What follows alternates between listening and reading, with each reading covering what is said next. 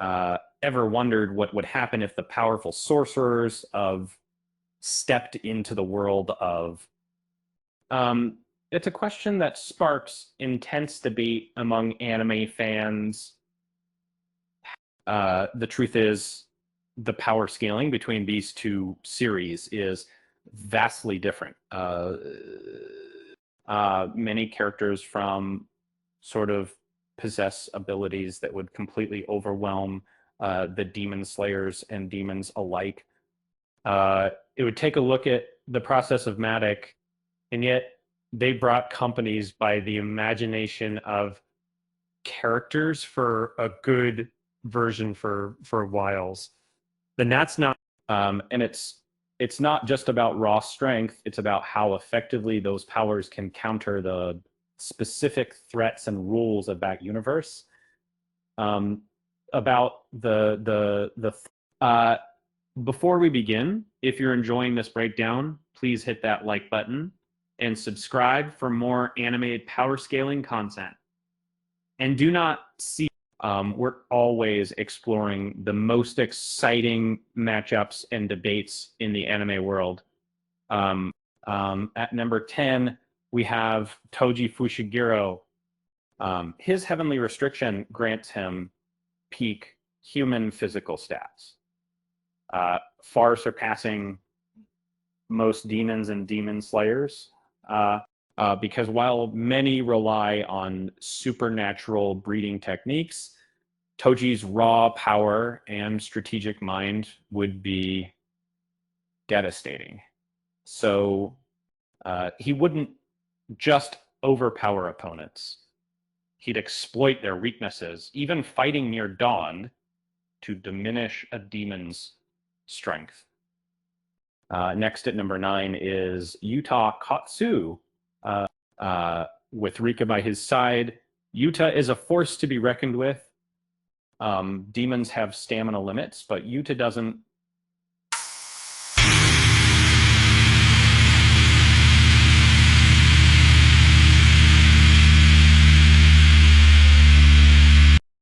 He can unleash massive cursed energy blasts, control powerful cursed tools, and even utilize a domain expansion, a rare feat. He is essentially a Hashira-level swordsman with a near limitless energy supply. At number 8, we have Mahito. His ability to manipulate souls is terrifying. He can reshape living beings, even turning them into Nichirin swords, against powerful foes like Muzan or Yoriichi. Mahito's soul manipulation would bypass conventional defenses, rendering their regeneration useless. Moving to number 7, Suguru Geto doesn't need to lift a finger. His army of cursed spirits, each with unique abilities, would overwhelm the demon slayers.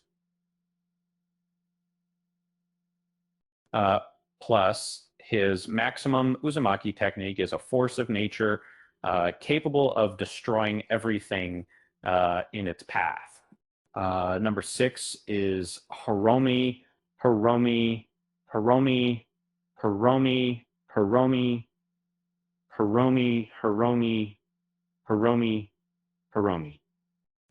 His domain expansion creates a courtroom where any act of violence is impossible. Demons, notorious for their crimes, would receive instant death sentences, and Higuruma would be the executioner wielding a blade capable of killing anyone with a single touch. At number 5, we have Deborah, introduced in the spin-off.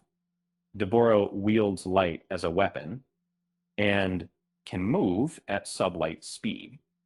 No character in could even perceive, let alone react to such velocity.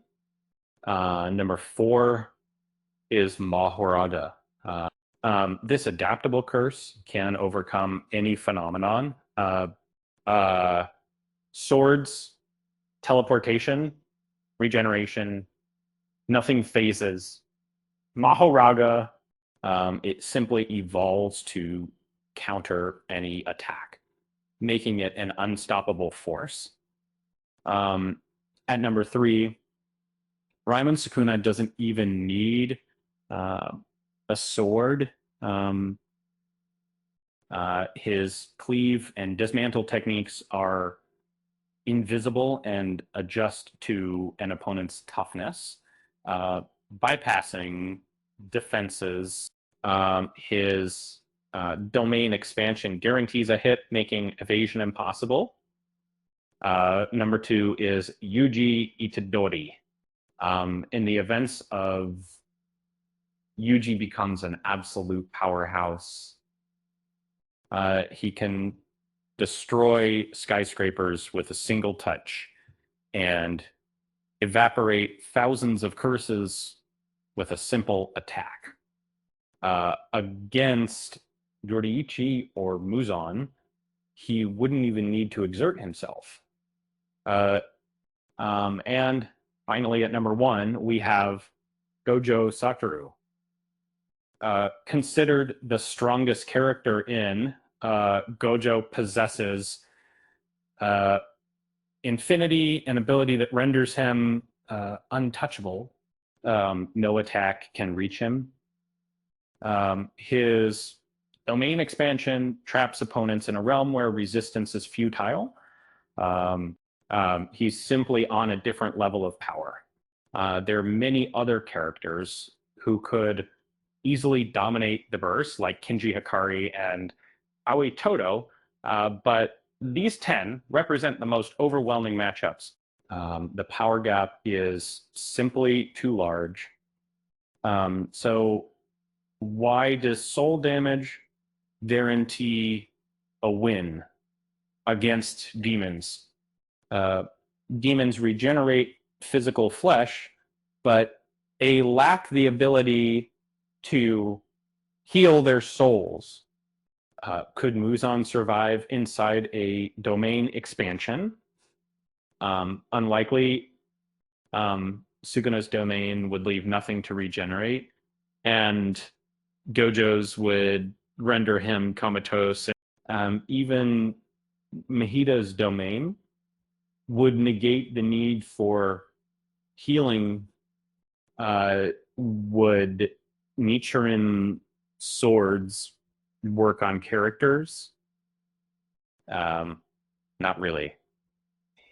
And they're just regular steel when used against sorcerers with cursed energy.